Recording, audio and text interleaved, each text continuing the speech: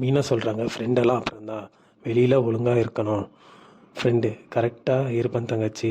முத்து நீ பெரிய தொழிலதிபர் ஆகணும். மனோஜ் நக்கல் பண்ணுறாரு. யார் வேணாலும் தொழிலதிபர் ஆக முடியுமா? மீனா உழைச்சா யார் வேணாலும் ஆகிடலாம். விஜயா மனோஜை பார்த்து முத்துக்கு போகிறாம. முத்து 4 lakhs ஏமாற்றிட்டு போயிருக்கானே. மனோஜ் அது என்னோட கெட்ட நேரம். அண்ணாமலை விஜயா உனக்கு எத்தனை தடவை சொல்கிறது, எல்லாரையும் ஒன்றா பாரு. மனோஜ் அவர் ஃப்ரெண்டை கூட்டிகிட்டு ஜோசியர்கிட்ட போகிறாரு. ஜோசியர் என்ன பிரச்சனை? மனோஜ் பிரச்சனை வரக்கூடாதுன்னு பயம்தான் பிரச்சனை. எனக்கு பிரச்சனை வருமா?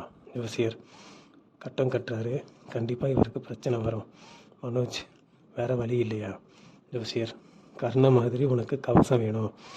நீ போட போகிற சட்டை தான் உனக்கு கவசமாக இருக்குது. நான் சொல்கிற கலரில் சட்டை போடு, உன்னால் தர முடியும். இன்னைக்கு இந்த கலரில் சட்டை போடணும். சட்டையை கலட்டு. மஞ்சள் கலர் எடுத்து இதை போட்டுக்கோன்னு கொடுக்குறாரு. இந்த துணியை உன் மனைவியை தவிர யாரும் துவைக்கக்கூடாது அப்படின்னு சொல்கிறாரு. வீட்டில் முத்து உண்டியல் வாங்கிட்டு வராரு.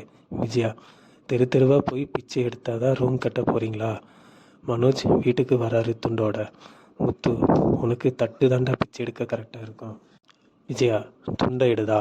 மனோஜ் இது ஏன் தனிப்பட்ட விஷயம், யாரும் கேட்க வேணாம். அண்ணாமலை உண்டியல் வாங்கிட்டு வந்திருக்கே எதுக்குடா? மீனா காசு சேர்க்கமாமா. முத்து நீயே முதல்ல காசு போட்டு ஆரம்பிச்சு வைப்பா. அண்ணாமலை விஜயா நீயும் வா. ரோகிணி வராங்க. மனோஜை பார்க்குறாங்க. உன் ஷர்ட்டுங்கன்னு கேட்குறாங்க.